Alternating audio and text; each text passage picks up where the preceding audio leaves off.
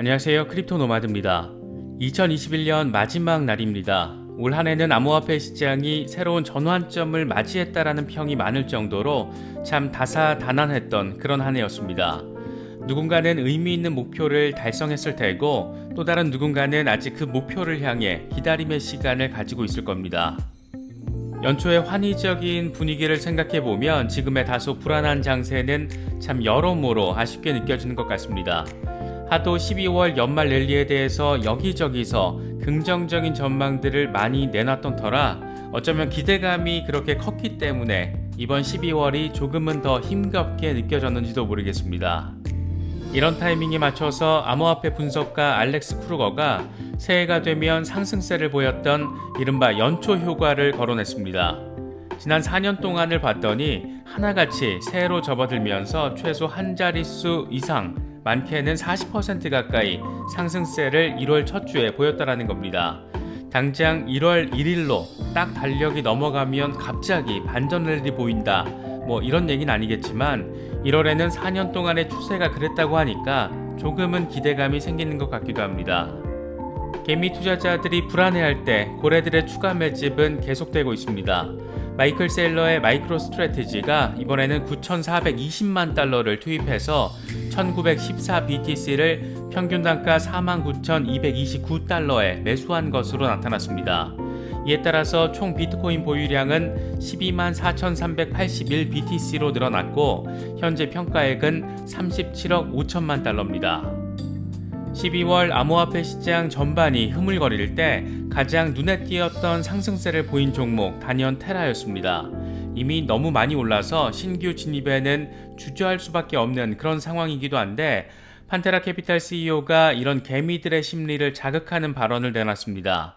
2022년 가장 유망한 알트코인으로 테라, 루나를 선정했습니다. 불안한 연말 장세 속에서 답답함을 느끼시는 분들도 많을 것 같습니다. 지나고 나서 돌이켜보면 폭락이 발생해서 시장이 망해갈 것 같다가도 어느 순간 보면 또 폭등해서 랠리를 벌이는 게 암호화폐 시장인 것 같습니다. 굳이 좋게 표현하자면 변동성이 매력이라고 할 수 있는 시장이라고 말할 수도 있을 것 같긴 한데 그냥 막연한 불안감이 들 때 이 관망을 하면서 시장 전반을 들여다보는 것도 나름의 대응 방법이 될 수 있지 않을까 생각합니다. 여러 이슈들이 그런 대응에 조금이나마 도움이 될 수 있으면 좋겠습니다. 본격적인 시작에 앞서서 좋아요와 구독 또 알림 설정 꼭 부탁드리겠습니다. 영상 제작에 아주 큰 도움 된다는 말씀 함께 드립니다. 그럼 시작하겠습니다. 비트코인은 여전히 불안한 흐름을 이어가고 있습니다. 48,000달러 돌파를 향해 힘을 발휘하는 듯해 보였지만 여전히 47,000달러를 간당간당 지지받으려고 노력하는 상황이 이어지고 있습니다. 현재 비트코인 상황과 관련해서 페어리드 스트래티지스의 창업자 KT 스톡트는 비트코인이 새로운 단기 매수 신호를 보이고는 있지만 아직 과매도 상태에 이른 것은 아니라고 밝히면서 여전히 조심해야 될 구간이라는 점을 설명했습니다. 스톡트는 비트코인이 2주 동안 반등을 시사하고 있지만 어떤 기준을 적용하든 과매도된 것으로 보이지 않기 때문에 비트코인의 반등에 대한 전망의 확신은 낮다라고 밝혔습니다. 스톡트는 12월 초부터 비트코인의 추가 하락 가능성을 경고하면서 신중한 투자 대응이 필요하다라는 보수적인 접근 관점을 견지해 왔었는데 얼추 그녀의 전망이 들어맞은 것으로도 볼 수 있을 것 같습니다. 단기적으로는 여전히 어려운 흐름을 보이고 있지만 그래도 신년 효과를 기대해 볼 수 있다라는 전망도 제시됐습니다. 암호화폐 분석가 알렉스 크루거는 내년 초에 암호화폐가 부활할 것이라면서 최근 4년 동안의 새해 첫째 주의 상황을 공유했습니다.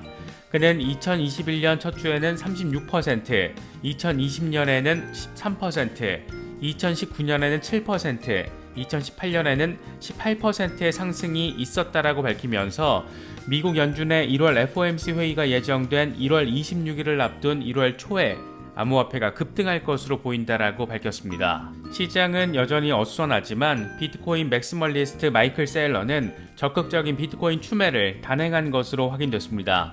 마이클 세일러의 마이크로 스트래티지는 9,420만 달러를 투입해서 평균 단가 49,229달러에 1914 BTC를 추가로 매입한 것으로 나타났습니다.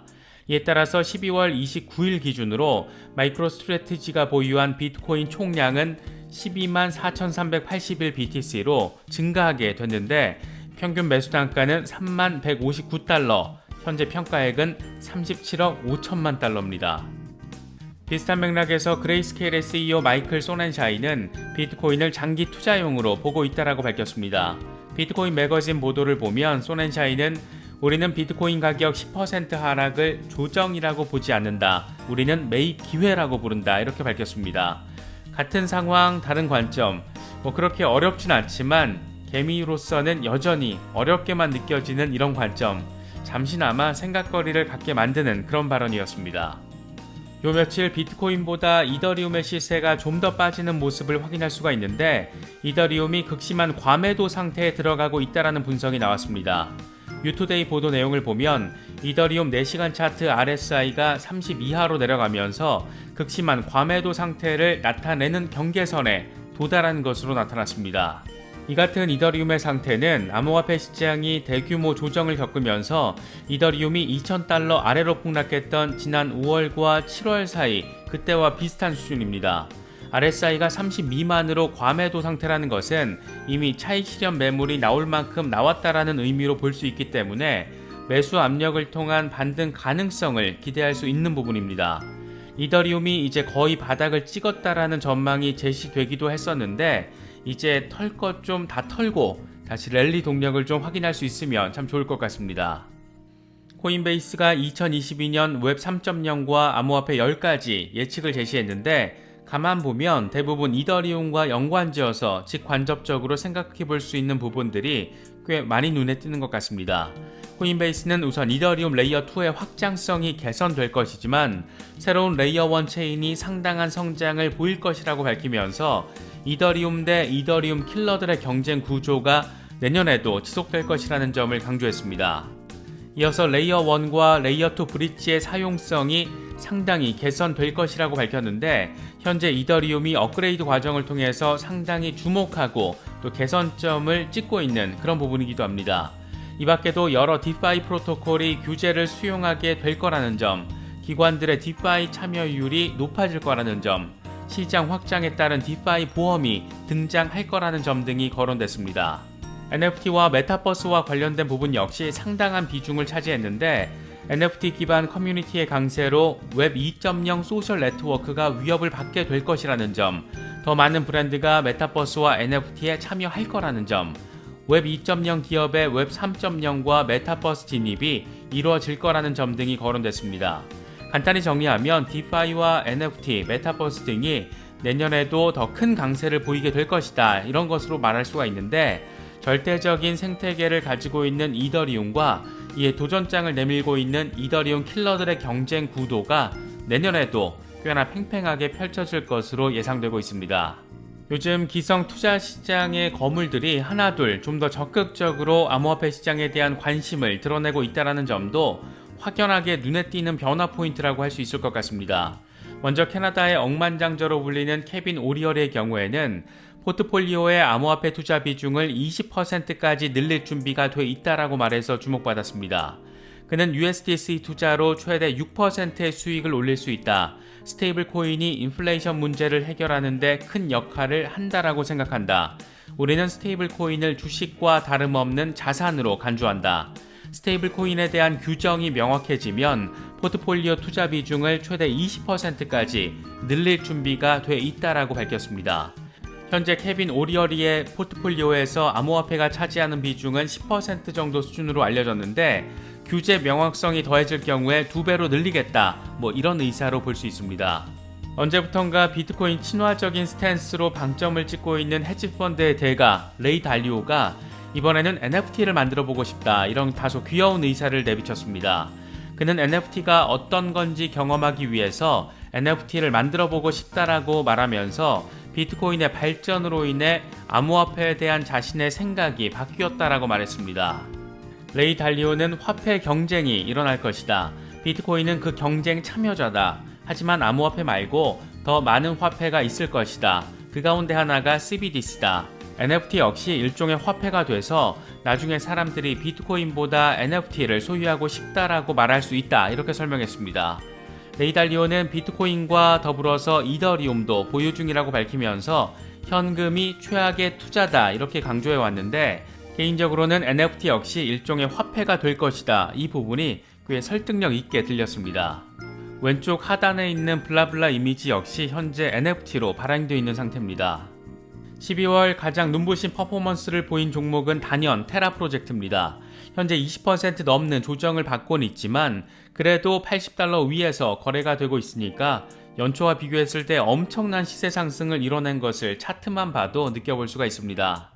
그래서인지 테라가 2022년 가장 유망한 알트코인이라는 판테라캐피탈 CEO 댄 모어헤드의 발언은 더 눈에 띄는 것 같습니다. 그는 CNBC에 출연해서 테라가 매우 빠른 속도로 성장하고 있다.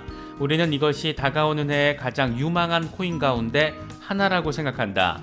많은 사람들이 그걸 발견하기 시작했고 이제 막 거래하기 시작했다라고 말했습니다.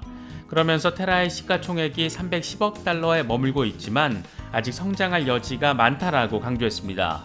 테라 루나 프로젝트는 돈을 혁신한다, 이런 야심찬 목적을 가지고 출범한 프로젝트인데 이와 관련해서는 오른쪽 상단의 카드를 클릭하시면 더 자세한 내용 확인하실 수 있습니다. 철학에서 시간의 개념을 이야기할 때 시간의 개념을 두 개로 나눠서 바라보는 경우가 있습니다. 물리적으로 하루 이틀, 1시간, 2시간 이렇게 그냥 지나가는 시간을 크로노스의 시간, 또 어떤 삶에 중요한 의미를 담고 있어서 그 시간이 지나고 나면 아무리 잡고 싶어도 다시 잡을 수가 없는 그런 중요한 의미를 가진 시간을 카이로스의 시간, 이렇게 표현합니다.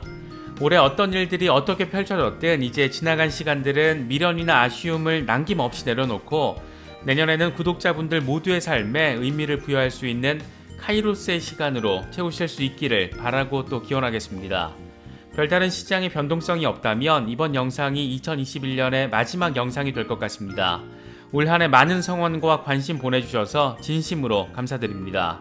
새해 복 많이 받으시기를 바라겠습니다. 시청해주셔서 감사합니다. 지금까지 크립토 노마드였습니다.